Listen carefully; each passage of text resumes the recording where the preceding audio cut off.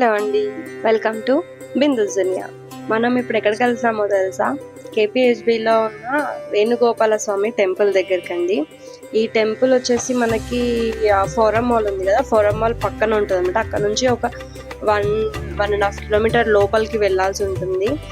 లోపల అయితే చాలా పీస్ ఆఫ్ మైండ్ ఉంటుందండి, ఎవరి డిస్టర్బెన్స్ ఉండదు. లోపలికి వెళ్తూ ఉంటే అలా చెట్లతోని చాలా బాగుంటుంది అనమాట. మీరు కూడా ఎప్పుడైనా వెళ్ళాలి అనుకుంటే ఒకసారి ట్రై చేయండి, చాలా బాగుంటుంది టెంపుల్ అయితే. ఎంట్రన్స్లో వచ్చేసి మనకి ఇలా స్టెప్స్ ఉంటాయి విత్ ముగ్గులు అయితే చాలా చాలా బాగుంటుంది. ఎంత నీట్గా ఉంటాయంటే అంత నీట్గా వేశారు ముగ్గులు అయితే.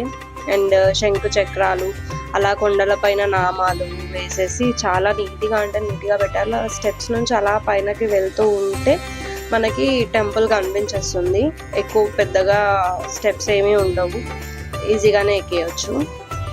అండ్ టెంపుల్ పైనకి వెళ్ళిన తర్వాత నాకైతే ఒక పాజిటివ్ వైబ్ అయితే కన్ఫామ్గా మీకు కూడా అనిపిస్తుంది. టెంపుల్ చాలా పీస్ ఆఫ్ మైండ్తో ఉంటుంది, లైక్ చాలా పీస్ఫుల్గా ఉంటుంది. మీకు వెళ్ళిన తర్వాత ప్రశాంతంగా కూడా ఉంటుంది. ఇది వచ్చి కృష్ణుడి టెంపుల్. ఇది యాక్చువల్ అంటే వేణుగోపాల స్వామి అంటే కృష్ణుడే కదా, కృష్ణుడికి సంబంధించినవి ఒక ఏమంటారు తోటలా ఉంది, అందులో కృష్ణుడి విగ్రహం పెట్టారు. అండ్ అలానే ఇది వచ్చేసి మెయిన్ గోపురం అనమాట. లోపల గర్భగుడిలో దేవుడు ఉంటాడు. ఆ టైంకి మేము వెళ్ళేసరికి క్లోజ్ చేశారు, ఇంకా టెంపుల్ సంపూజలు జరుగుతున్నాయి లోపల అని చెప్పి. అలానే మనకి ఇక్కడ గోశాల కూడా ఉంటుందండి, మీకు కావాలంటే వెళ్ళి అక్కడ సేవ చేసుకోవచ్చు.